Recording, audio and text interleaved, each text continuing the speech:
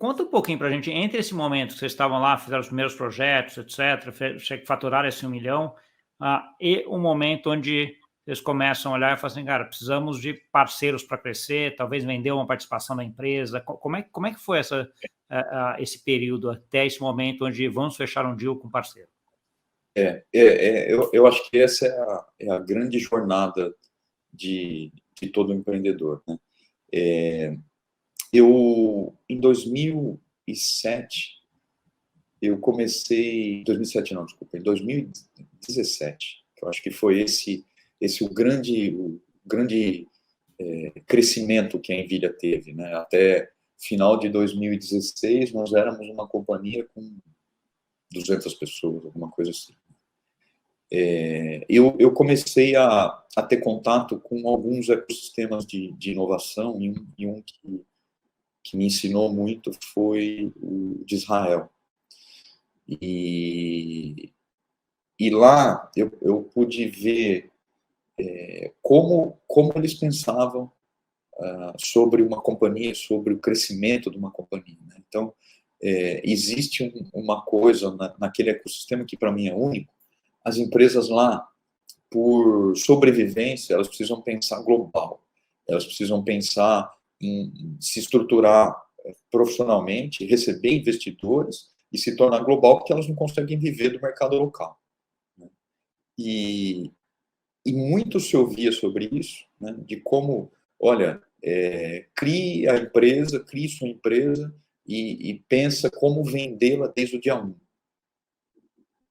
É muito a disciplina que eles executam, né, no empreendedorismo lá, né, e depois a gente vê isso se espalhar de maneira mais acelerada para outros ecossistemas, né? E lá você faz várias reflexões, né, e uma delas é, poxa, eu saí do 0 para o 100, do 100 para o 200, do 200 para o 500, como é que é 1000? Como é que é 10.000? Será que eu reúno tudo que eu preciso ter em termos de capacidade, de skill, de proposta interessante para atrair gente fantástica para construir uma jornada desse tipo, né? Então, ali você já começa a pensar como de alguma maneira, você precisa olhar para dentro da empresa e pensar grande, né? E pensar nesses planos de escala.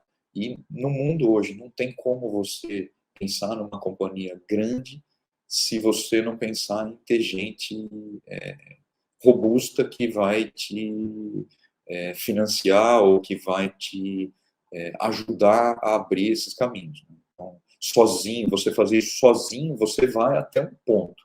Daquele ponto para frente, se você insistir em sozinho, pode ser que você não consiga nem ultrapassar aquela barreira, ou pode ser que você leve muitos anos para ultrapassar aquela barreira. Então, essas foram as reflexões, e aí, em 2020, a gente tinha planos muito firmes de trazer a companhia para ser uma companhia global e participar de uma abertura de capital, né? Então, a gente foi ao mercado procurar parceiros, né? Fundos de private equity ou outras empresas mais estratégicas que pudessem, né, nos ajudar a construir esse caminho. E aí você aprende um absurdo. Aí você vê que, de fato, para sair do 1000 para o 10.000 é um salto gigantesco. E você não faz sozinho. Tem uma frase que eu gosto muito, aquela ideia de que você quer ir rápido, você vai sozinho, você quer ir longe, você vai com mais gente, né? Então, assim, é um pouco essa história de que chega um determinado momento corporativo que você fala, pô, preciso encorpar, preciso ter gente, preciso ter parceiros, preciso ter sócios, preciso ter colaboradores, né? Toda essa estrutura que precisa ser pensada, o que é bem interessante ouvir isso.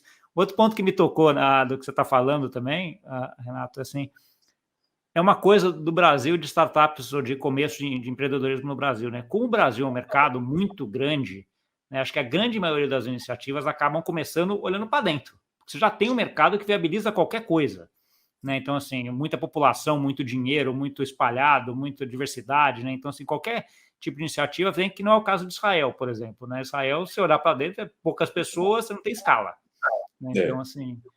Exatamente. Mas, assim, e eu acho que tem um ponto, pegando o gancho que você está falando, tem um ponto importante aí. Eu acho que não tem nada de errado.